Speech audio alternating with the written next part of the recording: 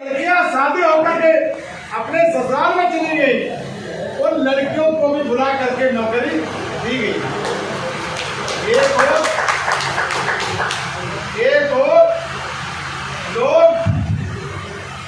एक और लोग रबड़ी से मुंह मोड़ रहे हैं और एक और हम मक्का की रोटी नमक के साथ खा रहे हैं। ये कौन सा भाईचारा है? बताइए कौन सा भाईचारा है? जब वोट पड़ता है तब हम सब यादव हो जाते हैं, तो हम पक्के यादव हो जाते हैं, और जब सरकार बन जाती है तो हम नंबर 2 के यादव रह जाते हैं। जब सरकार बनती है तो हम नंबर 2 के यादव होते हैं। हम तमाम बुद्धिजीवियों से एक बिंदु पर चिंतन करने के लिए आग्रह करता हूं कि क्या 35-36 वर्षों से हमारे समाज के लोगों की माताएं अपने कोख में नेता पैदा नहीं कर रही? ये सोचने का विषय। 35-36 वर्षों से माताएं हमारे समाज की अपने कोख से क्या नेता पैदा नहीं कर रही? बात ये नहीं है, हमारी माताएं नेता पैदा कर रही हैं, लेकिन हम जिसको नेता पैदा कर रहे हैं वो हमारे माताओं के, हमारे समाज के नेताओं को बर्बाद करने का काम करते हैं। वो हमारे समाज के नेताओं को बर्बाद करने का काम कर रहे हैं। आप तमाम नेताओं को उठा करके देख लें, नाम सबको रटे हुए, सबको जानकारी है। एक तरफ से जानबूझ करके हमारे समाज को बर्बाद करने का काम किया है। आपने कभी इस पर चिंतन किया? और भाई कभी सोचा आपने आखिर में ये बदला क्यों ले रहे हैं?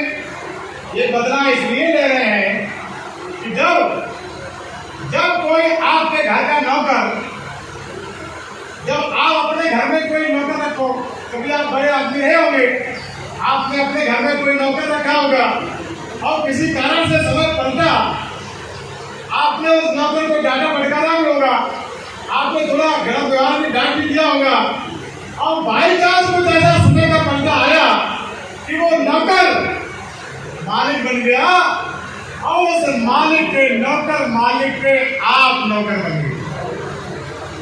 और जब उस नौकर मालिक के आप नौकर बन गए तो अब वो गिन करके बदला ले रहा है कि आपने तो छोड़ा था, आपने तो डांटा फटकारा ही था अच्छी भावना से, लेकिन वो डांट फटकार की बात को भी हमको बर्बाद करने का काम कर रहे हैं।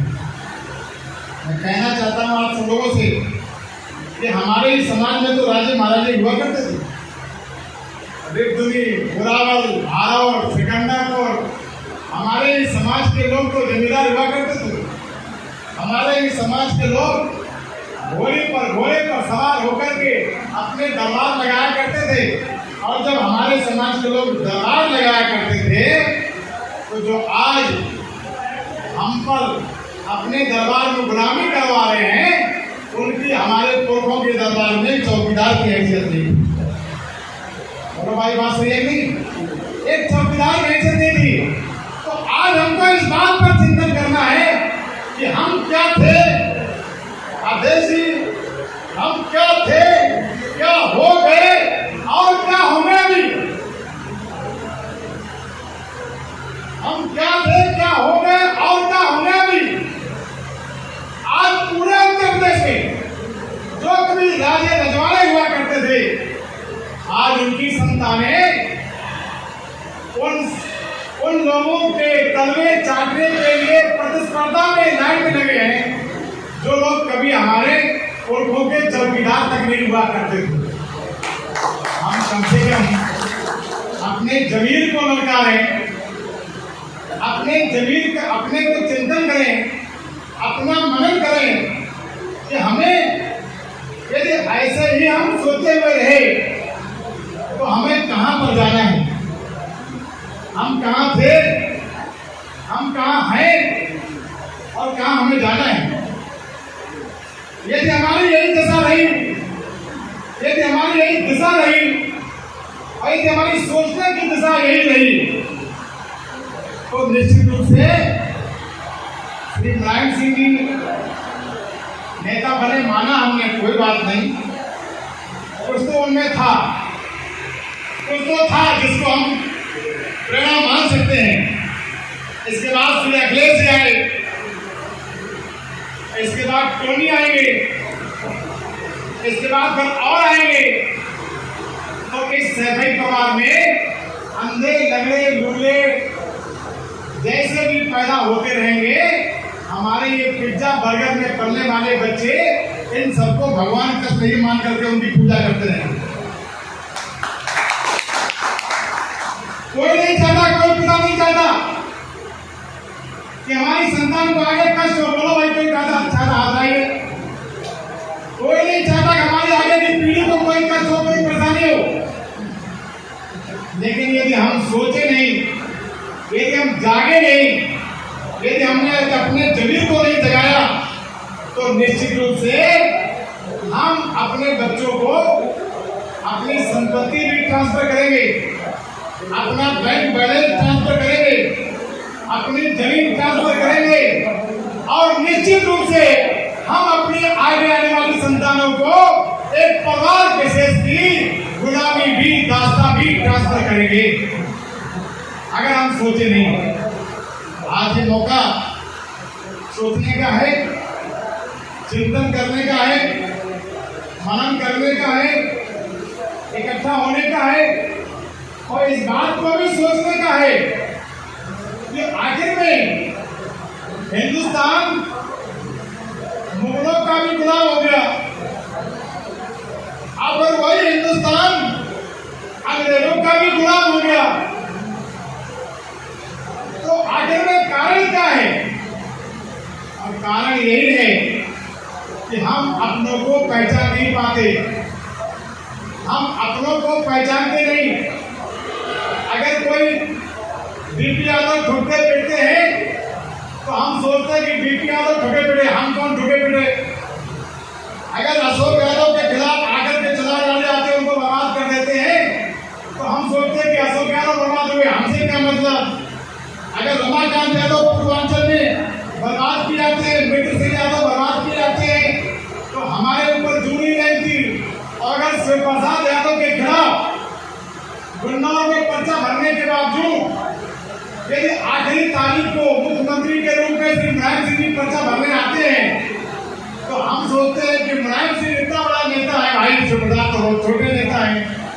तो हमने आंख बंद करके भरोसा किया और हमने अपने पराये का अंतर नहीं किया, हमने अपने को नहीं पहचाना और इसीलिए आज हमारी ये दशा है। बोलो भाई, सही बात है। फ्रांस में ऐसा थी, फ्रांस में कोई किस निंदा करता है तो पूरे विश्व की सड़कों पर अल्पसंख्यक समाज के लोग, पूरे विश्व की सड़कों पर अल्पसंख्यक समाज के लोग जबरदस्त प्रदर्शन करते हैं।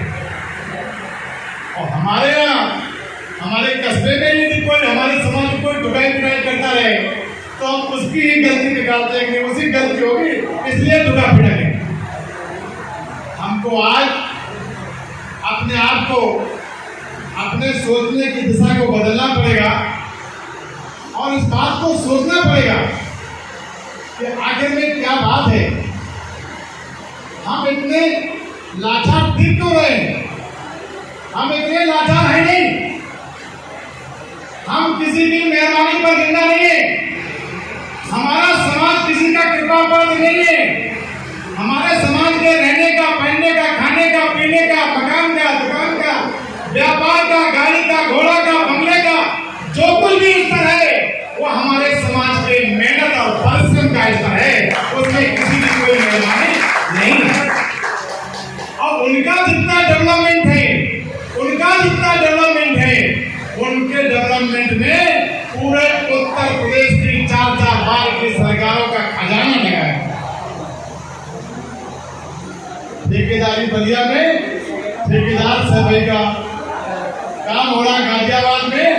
ठेकेदार सर्वे के, उनके परिवार के, उनके गोत्र के उत्तर प्रदेश के खजाने को विकास कार्य के नाम पर अपने लोगों को लुटाने का काम किया गया और अपने लोगों को मजबूर करने का काम किया गया और हमारे लोगों को मजबूर करने का काम किया गया।